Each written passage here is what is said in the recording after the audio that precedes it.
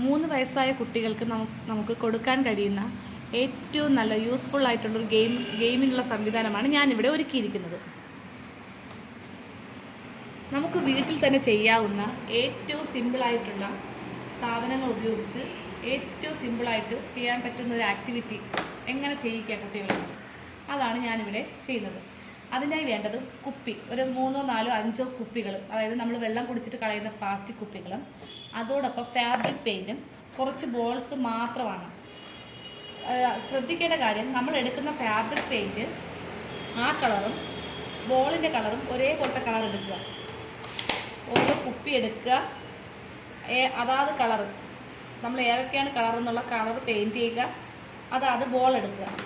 Pink, yellow, green, ഈ 3 ball കളേഴ്സാണ് ഞാൻ ഇപ്പോൾ ഈ കുപ്പിയിൽ ചെയ്തിരിക്കുന്നത്. അതേപോലത്തെ ബോൾ എടുക്കുക. കുട്ടിയെ കൊണ്ട് ഫസ്റ്റ് ഏത് കളറാണ്? പിങ്ക് ഒരു ബാസ്ക്കറ്റിൽ നിന്ന് പിങ്ക് എടുപ്പിക്കുക. അതേ കളർ നോക്കി ഐഡൻറ്റിഫൈ ചെയ്യുക, അതിലോട്ട് ഇടുക. അടുത്തത് ഏതാണ്? യെല്ലോ.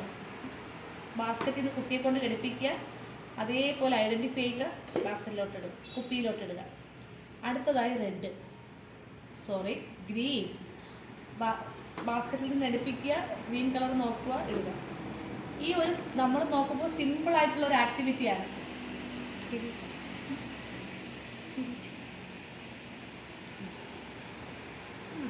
ഏറ്റവും സിമ്പിളായിട്ടുള്ളൊരു ആക്ടിവിറ്റിയാണ്. പക്ഷേ ഇതിൽ കൂടെ കുട്ടികൾക്ക് കിട്ടുന്നത് വെച്ചാൽ I hand coordination, colour concept, അവരുടെ ഏറ്റവും സിമ്പിളായിട്ടുള്ള രീതിയിൽ ഒരു കളിയിലൂടെ മൾട്ടി സെൻസറി അപ്രോച്ച് എന്ന് പറയാം, അതിൽ കൂടി അവർക്ക് മനസ്സിലാവുകയാണ്. അങ്ങനെ 1-2 skills, I hand coordination, sitting tolerance, colour concept, അങ്ങനെ 1-2-3 സ്കിൽസ് ഈ ഒറ്റ ആക്ടിവിറ്റിയിലൂടെ നമുക്ക് പഠിപ്പിച്ചു കൊടുക്കാൻ കഴിയും. അതോടൊപ്പം വളരെ നിങ്ങൾക്കെല്ലാം അറിയാം, നമ്മുടെ വീട്ടിലൊക്കെയുള്ള സാധനങ്ങൾ കൊണ്ട് തന്നെയാണ് ഇത് ചെയ്തിരിക്കുന്നത്. അപ്പോൾ എല്ലാവരും നമ്മുടെ കുഞ്ഞുങ്ങൾക്ക് ചെയ്തു കൊടുക്കുക. വീഡിയോ ഇഷ്ടപ്പെടുകയാണെങ്കിൽ ലൈക്കും ഷെയറും ചെയ്യാൻ മറക്കരുത്. എല്ലാവരും ഒന്ന് സബ്സ്ക്രൈബ് ചെയ്യുക.